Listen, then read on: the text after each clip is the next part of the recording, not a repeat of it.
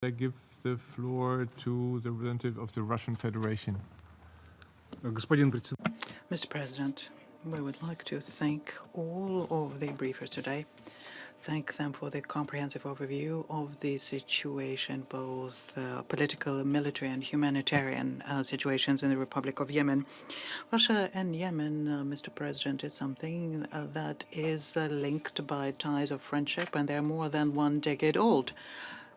These relationships are permeated with mutual trust, many links in many areas. What is happening in Yemen now is something that we react to with pain.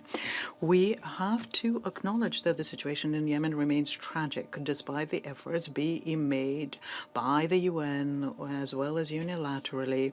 The implementation of the Stockholm agreements, including the redeployment of the armed forces in Hudaydah, the exchange of prisoners and de-escalation in Taiz has stalled, and the opposing parties are blaming each other. This is a kind of practice that needs to stop. We call upon all Yemenis to abandon unilateral steps which undermine the prospect of launching a full political process and make it very difficult to conduct mediation efforts through the UN. We are awaiting the implementation of phase 1 of redeployment. The fragile ceasefire regime in Hudaydah is holding. At the same time, we are concerned by the fact that hostilities in other areas of the country are intensifying, that the growing tension makes it more difficult to start redeployment. All of the parties to the conflict in Yemen should abandon the aggressive rhetoric, unilateral steps, and show restraint. The principle of state, first of all, rather than one's own narrow interest, should become a decisive one in behavior governing all parties. I would like to emphasize the following. The chances of making positive moves in Hudaydah and moving on to the framework parameters of settlement, something that Martin Griffiths is working on, are there. They exist. The international community is called upon to collectively support those efforts. And the coordinated work of all of the actors will enable us to unblock other aspects of the Stockholm agreements. The attempts to marginalize one of the parties here are counterproductive. We need to understand that the package of understanding, memorandum of understanding worked out in Sweden is a unique chance to break the closed circle of the Yemeni tragedy. We value very highly the selfless and professional work conducted by Martin Griffiths, Michael Lollesgaard, and our humanitarian colleagues in trying to get the Yemeni parties to implement the agreements arrived at in Stockholm. Russia will continue helping the UN mediation efforts in our national capacity and also in cooperation with regional and international partners whilst using our contacts with all parties.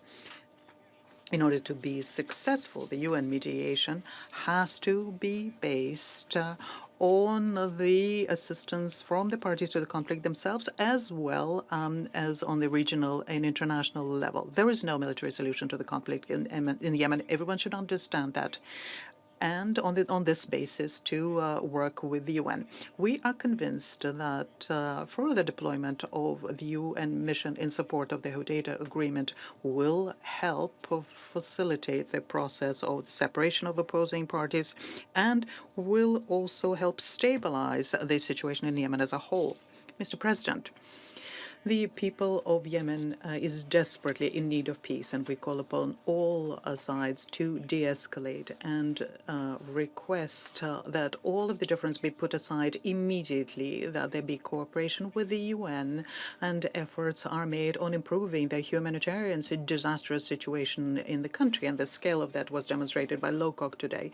Most of the people are starving, and they need some kind of assistance, and we are talking about something that's happening in the 21st century. country. The country is once again on the brink of a cholera epidemic, and children are hardest hit. And this is what underscored by Virginia Gamba today. Everyone should be thinking on the basis of the following. Even if the conflict is ended in the near future, the people of Yemen will depend on external assistance for a long time.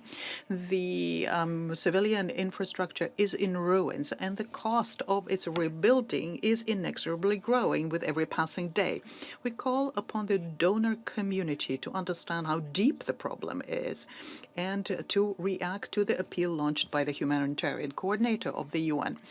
Extending emergency humanitarian assistance to the people of Yemen is a priority.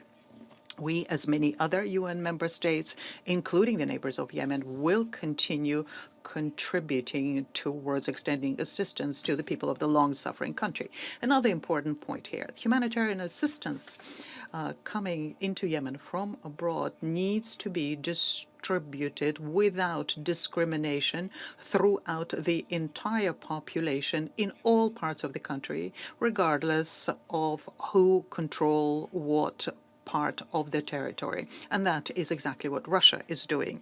We draw your attention to the need of strictly abiding by the provisions of the international humanitarian law and ensuring unimpeded access for humanitarian workers. Indiscriminate use of force, including strikes against civilian targets, is unacceptable. Mr. President, we note at the same time that given the importance of humanitarian assistance, the reaction to Yemeni challenges needs to go through stable and comprehensive political settlement. It is through in these framework, the violence needs to be stopped and functional bodies of government created, the army restored, and economic recovery undertaken. The all-important issue of combating terrorism with Yemen is something that is made more difficult by the current chaos. The political process in Yemen would become a very good contribution to stabilizing the situation in the region as a whole. And similarly, they're launching the process of security and confidence-building measures in the Persian Gulf and in future throughout the Middle East within the well-known Russian initiative would help resolve crisis situation, including the conflict in Yemen. Once again, we call upon urgently our friends in the region to react positively to the Russian proposal, and the international community, we call upon them to support efforts in this regard.